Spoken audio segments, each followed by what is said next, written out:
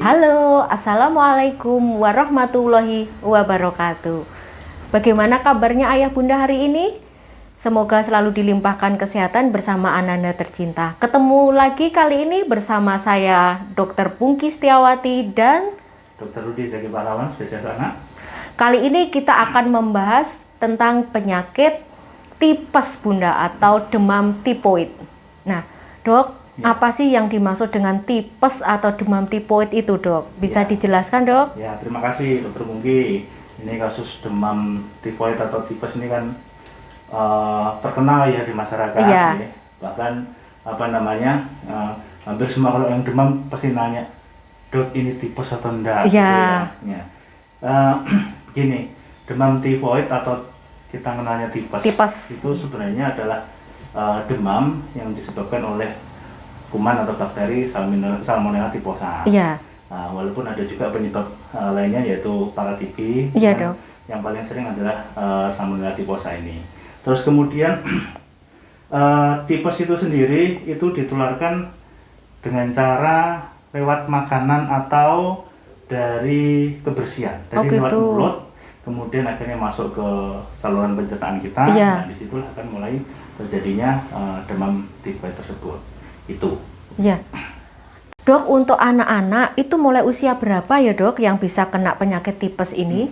Ya, jadi ketika anak-anak itu sudah mulai mengenal jajan di luar, Iya. itu biasanya sudah rentan untuk berisiko terjadinya tipoid pada anak tersebut. Iya. Yaitu biasanya sekitar anak usia 5 tahun ke atas. Nah, jadi tadi karena hubungannya ini dengan higienitas, Iya. ya, anak-anak yang sudah mulai jajan di luar, kemudian tidak bisa menjaga kebersihan dengan bagus dari makanan yang dikonsumsi, itu yang akan berisiko sekali terjadinya infeksi tifoid pada anak tersebut. Nah, tadi saya ulang ya, selain ada Salmonella typhosa kan ada Salmonella paratipi. Oh ya. iya, dok. Nah, paratipi ini biasanya kalau dibandingkan typhosa nggak lebih berbahaya, dan responnya terhadap terapi juga kalau yang paratipi ini masih cukup bagus. Oh gitu, iya. Untuk gejala, dok, apakah tipes dan paratipes ini sama ya, dok, gejalanya, dok? Ya, terima kasih. Jadi begini, untuk tipes dan paratipes itu gejalanya mirip, ya, karena golongan bakterinya juga sama-sama salmonellanya. Iya. Nah, gejala yang khas itu biasanya gini, demamnya itu awalnya nggak segitu tinggi, Iya. tapi step by step, hari demi hari dia akan semakin naik, semakin naik. Kita sebut sebagai step level tadi ya. Nah, terus kemudian seringkali untuk malam hari dirasakan lebih panas, bahkan sampai menggigil keringat dingin. Kemudian kalau waktu siang, pagi atau siang, dia mulai turun atau disebut intermittent gitu. Iya. Terus ini gejala-gejala yang lainnya yang sering kali kita tumpang tindih itu adalah gejala saluran cerna. Iya. Jadi pada anak-anak yang terkena infeksi Salmonella typhosa ini biasanya ada gejala saluran cerna, ada mual, muntah, diare gitu ya. Iya. Yang kadang disalah persepsikan jangan-jangan ini infeksi saluran atau diare biasa gitu. Oh gitu, iya. Nah, ternyata kalau kita telusuri mungkin gejalanya ini sudah lama demamnya, 1 minggu lebih ya. Iya.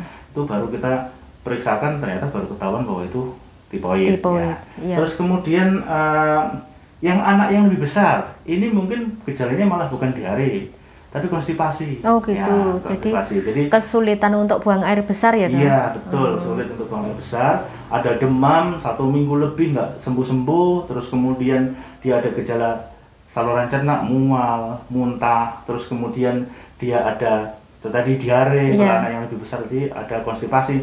Terus ini yang harus kita antisipasi adalah komplikasi yang akan terjadi kalau tidak ada terapi. Oh gitu. Ya. Tipoid atau tipes ini yang diserang itu usus yang bagian mana sih, dok? Jadi pencernaannya apakah di usus halusnya, apakah di usus besarnya, itu sebenarnya yang sebelah mana? Jadi gini, tipoid itu kan ketika masuk ke saluran cerna, maka seluruh saluran cerna itu kan bergejala seperti tadi. Iya. Ada mual, ada muntah, dan tadi saya sebutkan kalau sampai terjadi komplikasi atau demamnya biasanya lebih lama, bisa sudah sampai 2 minggu, minggu kedua akhir atau minggu ketiga awal itu bisa terjadi namanya perforasi. Biasanya usus halusnya, kalau perforasi itu kan istilahnya bocor. Iya. Nah, perforasi, ususnya bocor, anaknya akan ngeluh sakit perut yang hebat sekali. Terus kemudian kalau kita raba itu keras sekali perutnya, ya. Ada peritonitis juga di sana, dan yang kita khawatirkan kalau terjadi perdarahan juga di saluran cerna. Jadi saluran cerna itu kena semua. Kena semua dok ya, sepanjang ususnya itu kena. Terutama itu kena, nanti bisa menyebar kemana-mana. Makanya ada yang tifoid itu gejalanya di pankreas, ada yang di hepar, ya. Kalau kita cek, ini kok fungsi heparnya kok nggak bagus, ya. Ada enzim-enzim yang di pankreas itu juga produksinya terganggu. Itu juga bisa disebabkan karena infeksi tifoid tersebut. Begitu. Ini dok, untuk ayah bunda di rumah, kapan sebaiknya segera membawa anak ini ke dokter? Ya, ini kalau seumpama anak demam, ya. Ketika demamnya itu masih 2 hari 3 hari pertama, kita mungkin jangan berpikir itu tifoid dulu, ya. Karena ada demam yang kalau kita tidak antisipasi itu berbahaya juga, itu demam berdarah. Nah, biasanya gini, kalau seumpama sudah 3 hari si anak ini nanti kok belum turun demamnya, sudah periksakan ke dokter. Gitu. Nanti dokter akan memeriksa lebih lanjut, baik itu anamnesis, pemeriksaan fisik, atau laboratorium yang digunakan untuk melihat apakah ini demamnya ngarahnya ke demam berdarah atau demam yang lain atau tifoid tadi itu. Jadi 3 hari belum ada perbaikan demamnya, periksa. Terus kemudian perlu dilihat juga anaknya ini muntah-muntahnya serius atau enggak. Kalau muntahnya persisten, terus menerus muntah sampai nggak bisa makan. Tiap kali makan muntah, minum juga muntah, gitu ya dok. Sudah diare, terus buang air kecilnya sudah mulai berkurang sekali.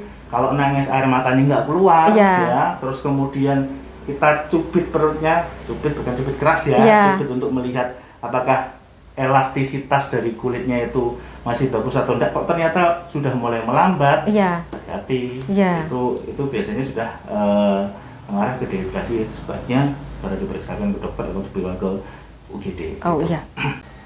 Dok, seandainya ayah bunda itu pengen melakukan pemeriksaan laboratorium sendiri, apa yang harus diperiksa dok? Apakah darahnya, pipisnya, atau mungkin BAB-nya dok? Jadi sebaiknya kalau untuk pemeriksaan penunjang itu sebaiknya konsultasi dulu sama dokternya. Karena pemeriksaan penunjang itu di samping kita harus tahu kira-kira pemeriksaan apa yang harus dilakukan, juga kita harus menentukan juga ini kira-kira sudah waktunya belum untuk diperiksa. Gitu. Dok. Contoh untuk tipes ini untuk tibidot atau tubek itu, ya kita bisa ngeceknya yang bagus kalau untuk anak-anak itu setelah hari ke-5, Nah, walaupun di dewasa ada yang berpendapat hari ke-2 sudah bisa dicek. Tapi kalau di anak-anak hari ke-5.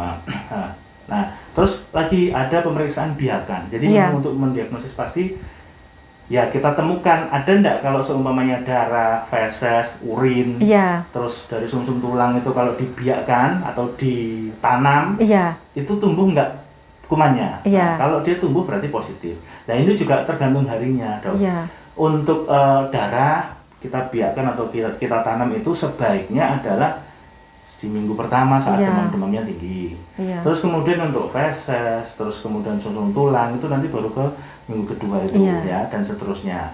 Terus kemudian mungkin yang dulu kita pakai ini Widal Widal dok. Yang nanti di situ ada titer O sama titer H gitu ya. Nah, terus kemudian ada PA, PB ya dok. Yang para tipus A atau yang B. Nah, ini nanti untuk Widal ini sekarang sudah banyak ditinggalkan.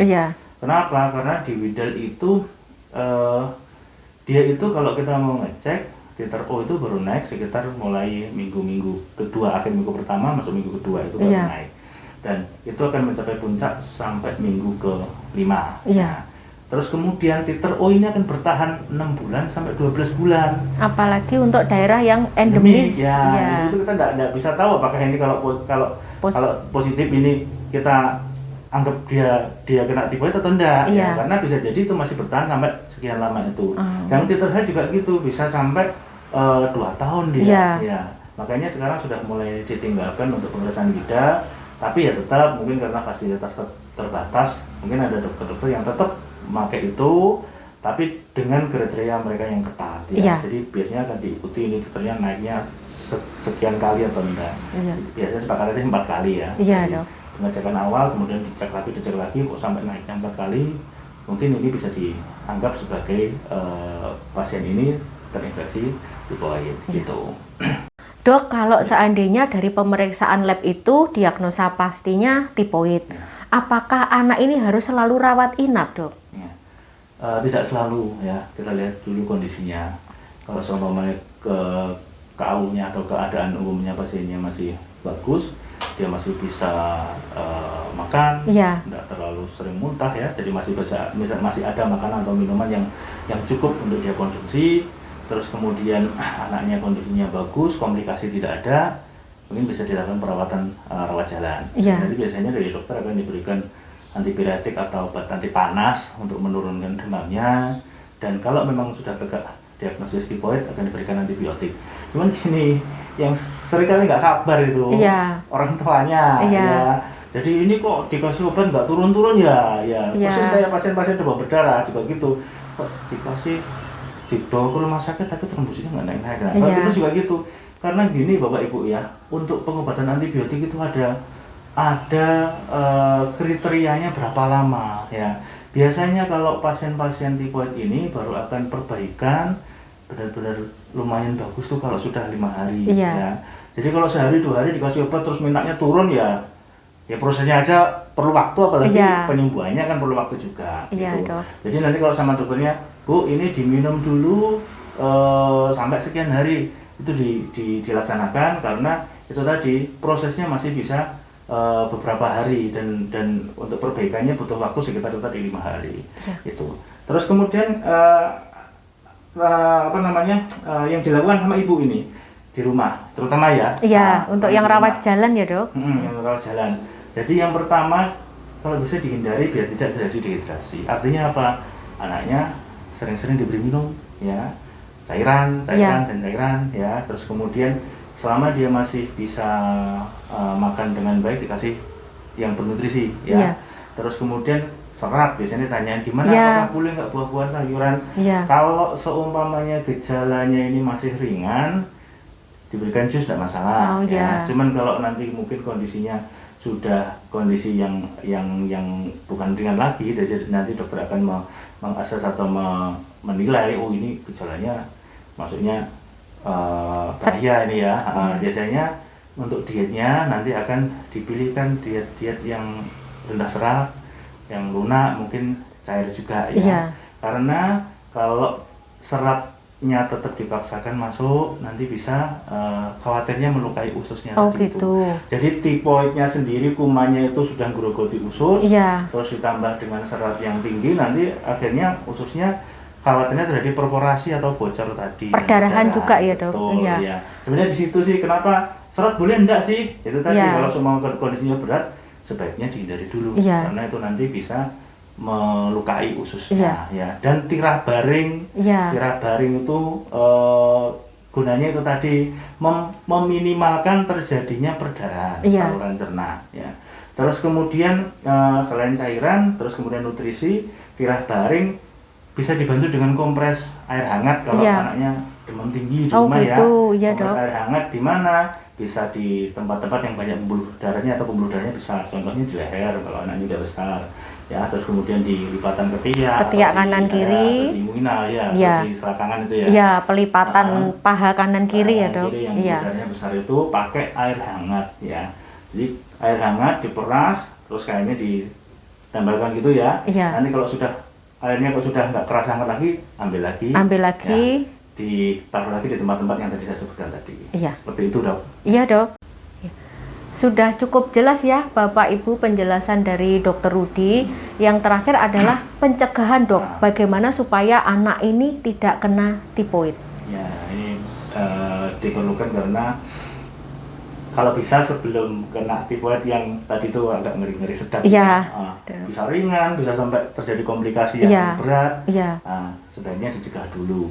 Pencegahannya apa? Yang pertama jaga kebersihan. Iya. Anak-anak diajari bagaimana cara hidup yang bersih, cuci tangan, kemudian juga memilih makanan-makanan yang sehat untuk jajannya. Iya. Makanya sekarang kalau di sekolah-sekolah lebih ini lagi ya, sudah lebih melangkah lebih maju lagi. Jadi si anaknya nanti disediakan makanan yang khusus dari sekolahnya, sudah dipantau kebersihannya oleh sekolahan ya.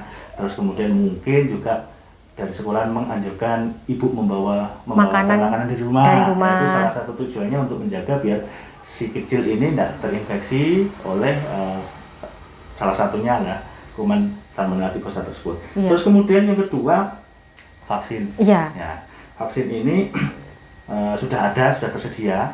Jadi sudah bisa dimulai Bu dari umur 2 tahun, kemudian dia akan diulang setiap 3 tahun sekali. Gitu. Nanti bisa konsultasi ke dokter anak. Jadi nanti kalau seumpamanya belum mendapat vaksin, terus kemudian di lingkungannya mungkin daerah endemik tifoid, kalau berkenan silahkan konsultasi dengan dokter anaknya untuk pemberian vaksin tifoid tersebut. Ya. Nah, jadi mungkin titik tangkapnya ya, tifoid itu banyak kasusnya, sering kita temui, kemudian bisa bergejala dari ringan sampai berat, bahkan saya beberapa kali ketemu itu sampai penurunan kesadaran, encephalopathy typhosa. Dan biasanya kalau sudah sampai ke encephalopathy typhosa ini jelek nanti kondisinya, bahkan bisa meninggal. Jadi hati-hati. Bagi yang berdarah tadi saluran cerna juga gitu. Itu Dok, yang bisa disampaikan. Harus waspada ya untuk putra-putrinya, jaga kebersihan. Terus yang penting juga ada vaksinasinya. Silahkan putra-putrinya yang belum dilakukan vaksinasi tifoid bisa konsultasi ke dokter spesialis anak terdekat. Terima kasih Dokter Rudi. Ayah Bunda, apabila masih ada pertanyaan terkait dengan penyakit tifoid atau tipes ini, silahkan tanya di kolom komentar. Dan jangan lupa untuk like, komen, dan subscribe. Terima kasih. Wassalamualaikum warahmatullahi wabarakatuh.